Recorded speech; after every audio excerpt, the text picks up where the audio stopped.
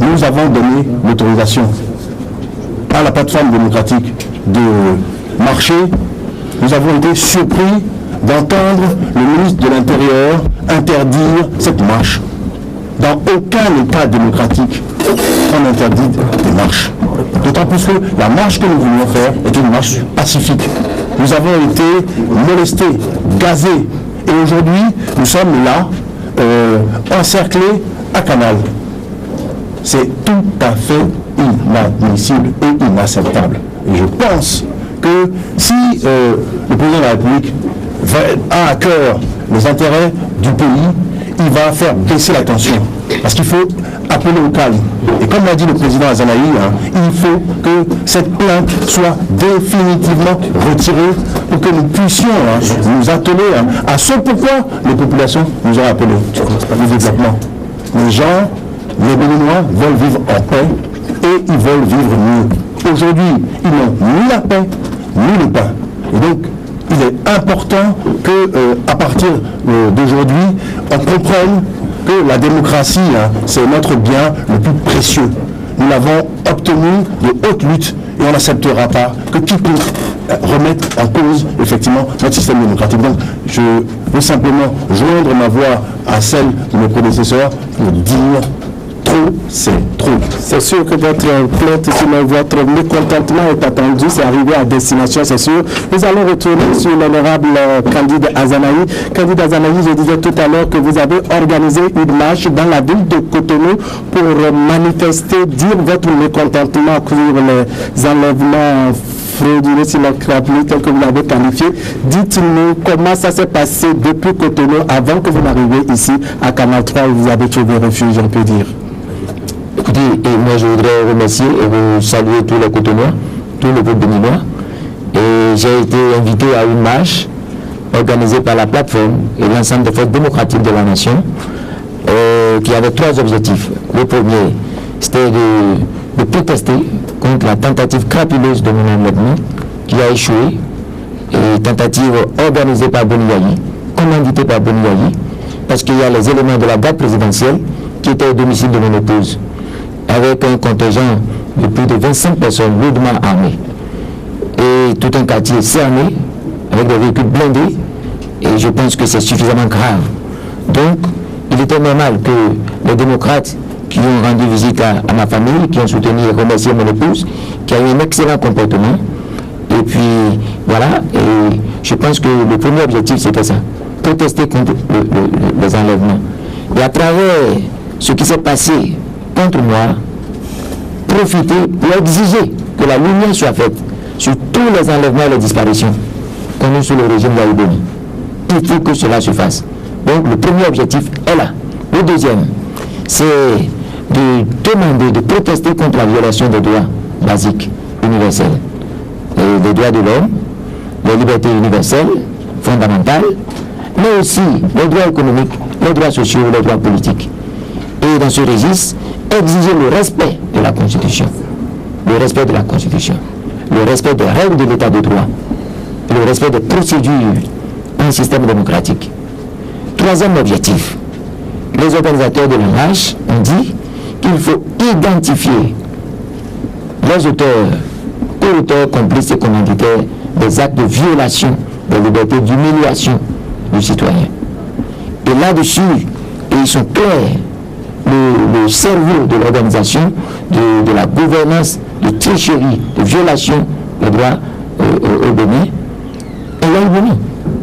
Pour preuve, c'est lui qui a dit, et sur le communiqué, qu'il retirerait, il aurait retiré, c'est pas quel mot il a utilisé, en tout cas ça ne s'adresse pas à moi, afin que la paix règne. Donc il est fauteur de paix. C'est lui qui met à mal la paix. Et je profite pour le dire que aujourd'hui nous avons marché et partout où nous sommes arrêtés pour faire des déclarations, c'est des gaz lacrymogènes, des contingents, la soldatesque qui est à nos trousses. Nous avons décidé de nous adresser aux populations, de faire un message pacifique, responsable, et partout, ça n'a pas marché, on nous gaze. En nous dirigeant ici, c'était pour nous adresser à la presse. Mais ils sont encore venus, ils ont cerné la maison. Ils Ils ont tiré des gaz dans cette maison. Je profite de dire à Denis Yayi, il faut que cela cesse immédiatement. Que cela cesse immédiatement. Je lui dis que cela cesse immédiatement. Si cela ne cesse pas, dans les heures qui vont suivre, il en tirera les conséquences. D'accord. Avant de revenir à vous, nous allons faire un pas de votre côté. Il y a l'honorable Issa Salifou. Issa Salifou, bonjour.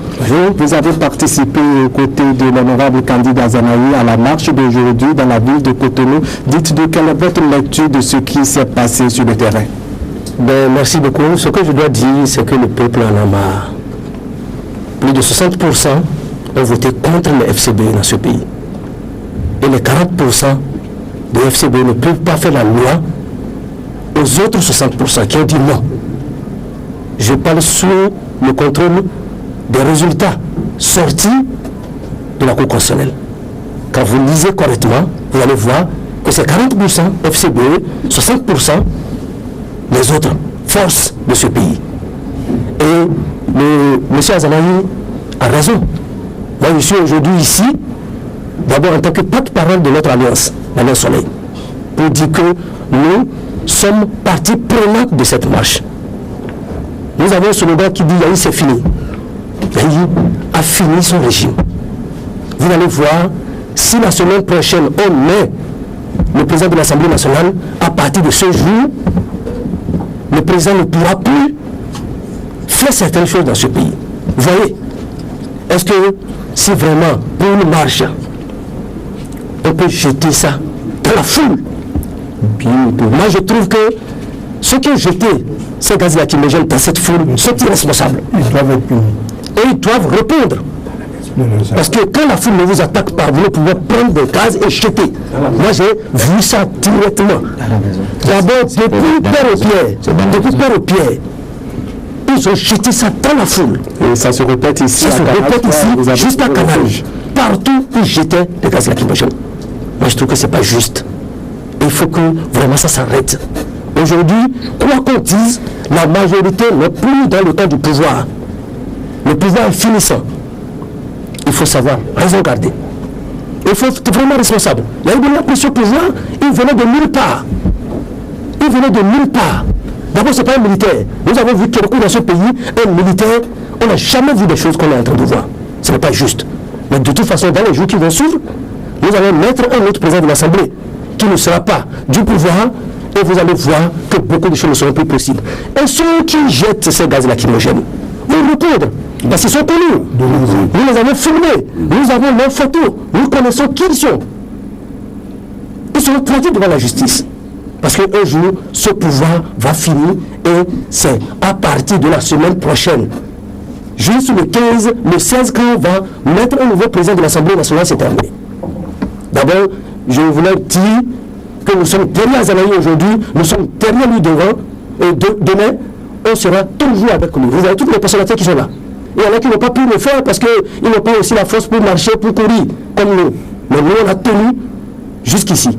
Je vous remercie. Je passerai peut-être la parole aux autres intervenants pour qu'ils disent quelques mots. Merci beaucoup. D'accord. On va permettre très rapidement, avant de revenir enfin au ministre Richard Senou de dire rapidement un mot. Oui.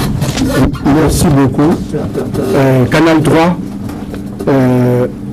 c'est extraordinaire ce que je suis en train de voir de la part de Issa Salifou, qui a quitté ce septentrion pour venir nous soutenir ici.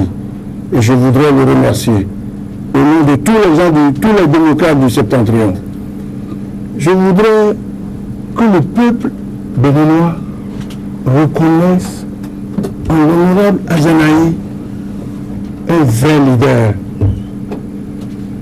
N'en déplaise à tous ceux qui racontent leur vie sur lui. Moi aussi, j'ai été le premier à aller à la télévision pour dire voter Yahi Boni. Mais aujourd'hui, j'ai honte. Parce que quand je vois les actes que pose le président, j'ai honte. Et je lui demande, en tant que celui qui a permis qu'en 2006, il vienne au pouvoir, président Yahi Boni, si vous m'entendez, il faut baisser la garde.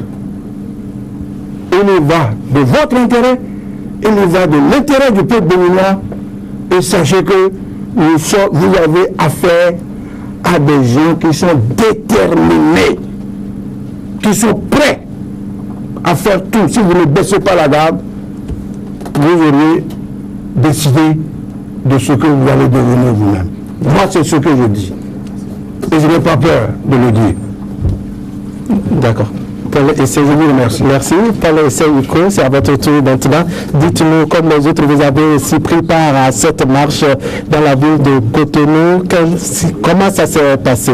Oui, c'était la croix et la bannière. De mémoire d'homme, nous n'avons pas eu autant de difficultés pour faire dérouler une marche dans notre pays. Et là-dessus, au nom des travailleurs, je peux dire que Yahya Béni se trompe d'époque et de temps et de lieu. Il se trompe d'époque et de lieu. Le lieu, il s'appelle le Bénin. Le Bénin qui a capitalisé beaucoup d'expérience, déjà sous Kérékou. Et il se trompe d'époque. Parce que, comme il y a eu un autocrate que nous avons vaincu, et nous avons les recettes. Ce qu'il y a, c'est que, aujourd'hui, monsieur le journaliste, le peuple en a marre et nous voulons une nouvelle gouvernance. Il s'agit d'une nouvelle gouvernance qui tient en compte les intérêts des travailleurs. Vous savez, il n'y a pas d'électricité. Lorsque vous êtes enseignant, que vous voulez fabriquer les fiches, l'électricité est coupée. Vous savez aussi qu'il n'y a pas d'eau, c'est coupé. Vous savez que dans notre pays, vous êtes un journaliste et vous faites des reportages depuis des mois. La santé, les travailleurs du ministère de la Santé réclament un minimum. On ne leur donne pas.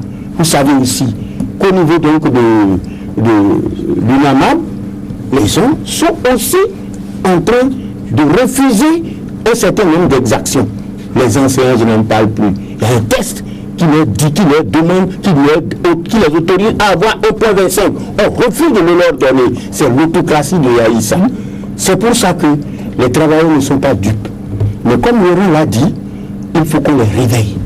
Et il faut que ceux que j'ai vus, je les félicite, mais je leur demande, comme l'autre l'a dit, eux qui sont venus là, il faut qu'ils aillent dire aux autres pour que très prochainement, on soit plus massif.